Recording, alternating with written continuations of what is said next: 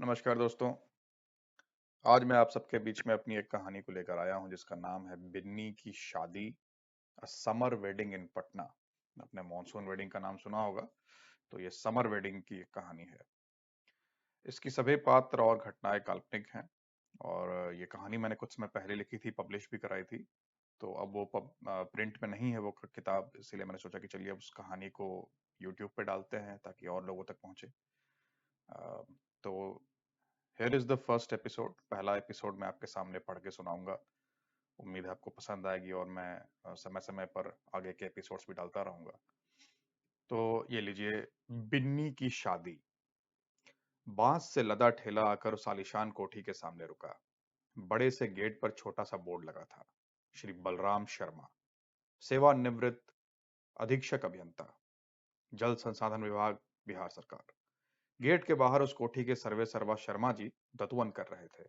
वो नमक वाले टूथपेस्ट के जमाने में भी नीम का तत्वन करते थे। हरा ब्लू चेक की लुंगी और सफेद सैंडो गंजी धारण किए शर्मा जी ने मुड़कर अपने आधे सजे मकान को देखा। कोसी नदी को बांधते बांधते उस नदी के नाम की परियोजना के सदस्यों के पटना और दूसरे शहरों में अपनी बड़ी बड़ी कोठियां बांध ली थी। बच्चों की पढ़ाई लिखाई शादी ब्याह भी कोसी मैया के कृपा रहते अच्छे से हो गए थे। शर्मा जी को 4 बच्चे थे, 2 लड़के 2 लड़कियां। बड़ा लड़का ब्रिजेश और पप्पू सबसे लायक और समझदार था, बैंक में अफसर था। उससे छोटा संजय उर्फ गप्पू किसी तरह ग्रेजुएशन खत्म करके अभी कोई कैट परीक्षा की तैयारी में लगा हुआ था। इन दोनों के बीच थी स्वाति उर्फ Binni, Patna women's college topper. इसी की शादी है कल। फिर सबसे छोटी प्रिया उर्फ मिन्नी अभी फर्स्ट ईयर में है, दिल्ली में पढ़ती है, शादी में आई हुई है अपने कुछ दोस्तों के साथ। पप्पू भैया यानी ब्रजेश की भी शादी हुई थी 2 साल पहले, श्वेता शर्मा। हालांकि पढ़ाई से कंप्यूटर इंजीनियर थी, मगर पास के ही प्राइवेट स्कूल में बच्चों को पढ़ाती थी। मिसेज बलराम शर्मा उर्फ सुभद्रा देवी भारी पुजेगिरी किस्म की मनुष्य थी। आधा दिन उनका पूजा पाठ में ही बीतता था। चलिए, शर्मा जी का दतवन हो गया था। अपने तोंद की परिधि से हार मानती हुई सैंडो गंजी को उन्होंने खींचकर वापस अपनी लुंगी के समक्ष प्रस्तुत किया। फिर टहलते हुए वो घर के सामने के मैदान में बन रहे पंडाल का जायजा लेने पहुंचे। अंदर से वो थोड़े कंजूस किस्म के प्राणी थे, मगर ये कंजूसी सिर्फ पैसा खर्चते समय प्रकट होती थी, कमाते समय नहीं। पंडाल का ढांचा तैयार हो ही चुका था।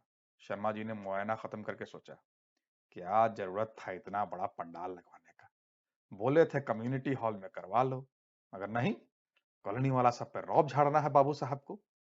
बताइए, इतना बड़ा पंडाल छोटा रहता तो बहुत लोग भीड़ से परेशान होकर भाग जाता जल्दी है। अब तो सब बैठा रहेगा 3 3 घंटा तक। भगवान तो संतुलन बनाकर रखते हैं ना।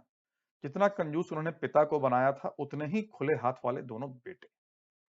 शर्मा जी बरामदे में बैठकर अखबार चाटने लगे। घर में चहलकदमी शुरू हो चुकी थी। अकेले अखबार पढ़ने की आदत नहीं थी उन्हें। कोई न कोई रहता था आसपास के मुद्दे पर बहस करने के लिए।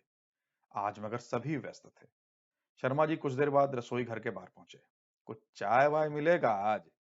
ये तो अपना पूजा पर बैठी हैं, बाहर एक कप भिजवाइए जल्दी। श्वेता ने अंदर से जवाब दिया, पापा चाय छन रही है, 2 मिनट रुकिए। शर्मा जी घूमते हुए पीछे के आंगन में पहुंचे। पिछले कुछ कुछ दिनों से बाहर का एक हलवाई रखा गया था सबका खाना बनाने के लिए।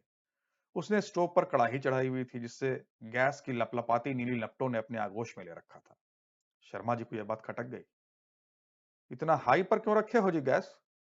उस सर कचौरी छानना था, इसीलिए नाश्ता के लिए कचौरी बनाना है ना। शर्मा जी ने गुस्से से डांटा, मगर इतना हाई फ्लेम, कितना गैस बर्बाद हो रहा है, कम करो।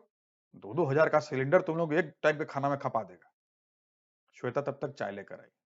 लीजिए पापा चाय। ये गप्पू जी को देखे हैं क्या? नहीं, हमको तो नहीं दिखा। ए प्रिया, गप्पू कहाँ है? बोलो उसको, भाभी खोज रही है। प्रिया ने भी नाम में सर हिला दिया। पता नहीं पापा, कहीं गए होंगे आसपास। पीछे खड़े ड्राइवर छोटे लाल ने मगर गप्पू बाबू की पोल खोल दी। जी सर, वो तो अभी दिखे थे मोड़ पर, मोटरसाइकिल पर थे, कोई लेडीज थी उनके साथ। प्रिया जिस बात को दबा कर रखना चाहती थी वो बाहर आ गई। हाँ, अच्छा याद आया, वो नेहा को पटना मार्केट से लहठी लेना था, शायद वहीं ले गए हैं। श्वेता को गुस्सा भी आया और हंसी भी। वाह रे गप्पू बाबू, कल रात ही बैंक ले चलने की बात हुई थी और आज भोरे भोरे बहन की सबसे मॉड दोस्त के साथ मटर गश्ती। जाओ माफ किए। शर्मा जी ने श्वेता से पूछा, कहीं जाना था क्या? जी वो स्टेट बैंक जाना था। शर्मा जी समझ गए, लॉकर का काम होगा। तभी उनके दिमाग में कौन था, मगर आज तो स्टेट बैंक बंद रहता है, बुधवार है ना। श्वेता की घिघी बंद आई। बैंक बंद? अब क्या होगा?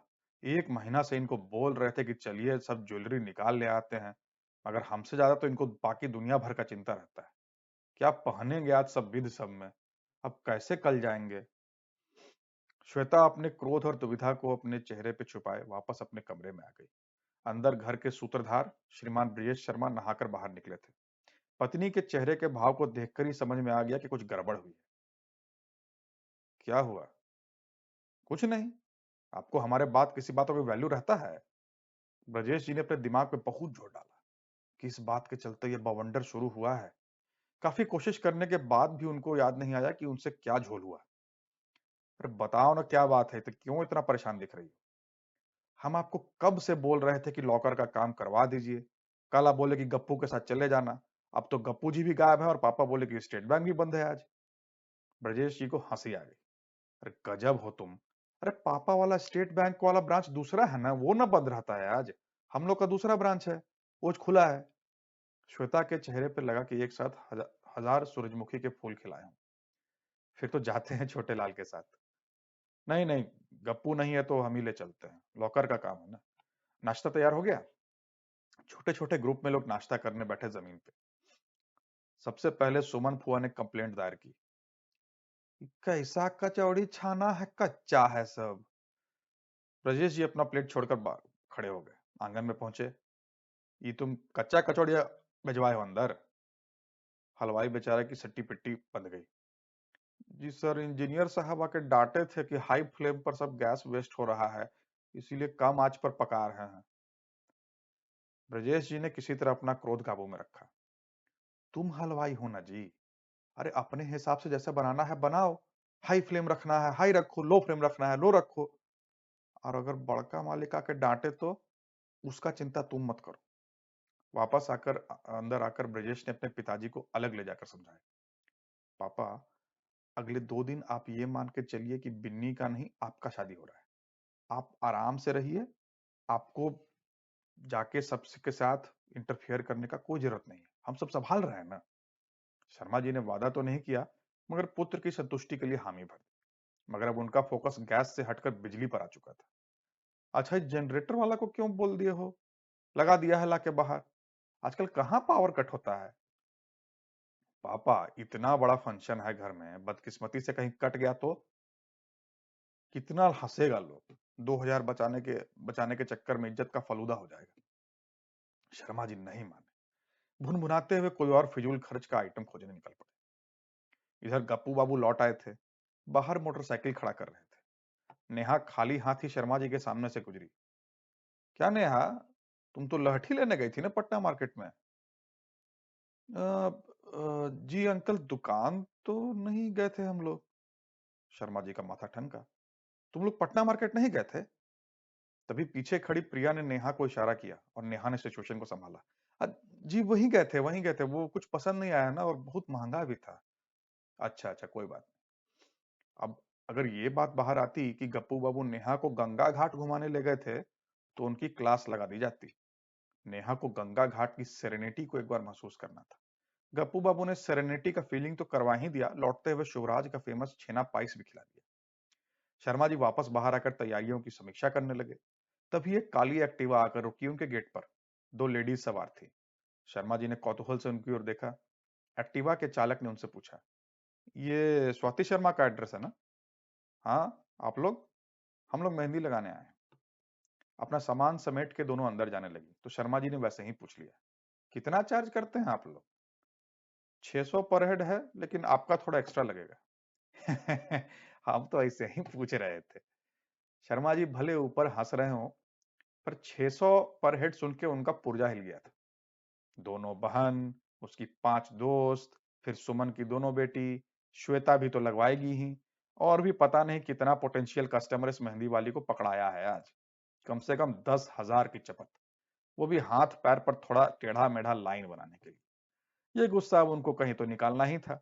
वापस अपने कमरे में आए। पत्नी की पूजा समाप्त हो चुकी थी। ये मेहंदी वाली सब आई है, मैंने हर आदमी का 600, बताइए आखिर ऐसा क्या है? लाइनें ना बनाना है गोलमोल। सुभद्रा जी पिछले 35 सालों से ये छीछा लेदर सुनते आ रही थी। उनको पता था अपने पति को वापस कैसे लाइन पर लाना है। तो आप भी तो खाली लाइनें ना खींचते थे बड़का बड़का बोर्ड पर। उसका आपको कितना दरमाहा मिलता था? अब बाकी जो मिलता था सो अलग, मगर कमवा तो लाइनें खींचने का था ना। शर्मा जी को समझ नहीं आया क्या जवाब दें। बताइए, ये भी कोई तरीका है? उनकी पत्नी ने एक मेहंदी वाले की कला की तुलना उनकी इंजीनियरिंग ड्राइंग और ब्लूप्रिंट मैप से कर दी थी। वो चुपचाप वापस बाहर आए। अपने चढ़े हुए पारे को उन्होंने जनरेटर वाले पर जाके उतारा और डांट डपट कर उसे भगा दिया। कुछ समय बाद सभी को मेहंदी लगाकर मुस्कुराती हुई मेहंदी वाली लेडीज अपनी एक्टिवा स्टार्ट की और शर्मा जी को घूरती हुई आंखें के सामने से निकल गई। तभी प्रिया पीछे से आई। पापा देखिए कितना सुंदर लग रहा है ना।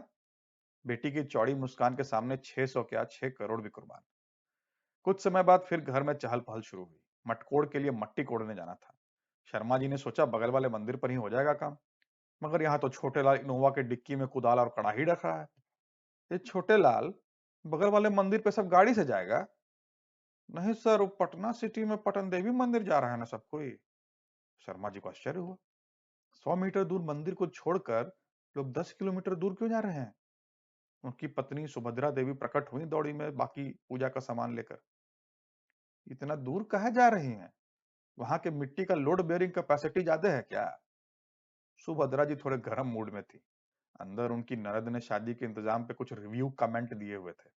पिनक कर बोली, अपना लोड बेयरिंग रखिए आप अपने माथा पर। आपसे तो पिछला 2 साल में कुछ हुआ नहीं। पटन देवी पर मनता मांगे थे, वो पूरा हुआ है तो वहीं जा रहे हैं। आपको चलना है तो चलिए, नहीं तो जाके अपनी बहन से लोड बेयरिंग करवाइए। ऐसे मौकों पर शर्मा जी जानते थे कि उन्हें यूनाइटेड नेशंस की तरह चुपचाप मौन धारण कर लेना है। किसी का भी पक्ष लेना मतलब घमासान।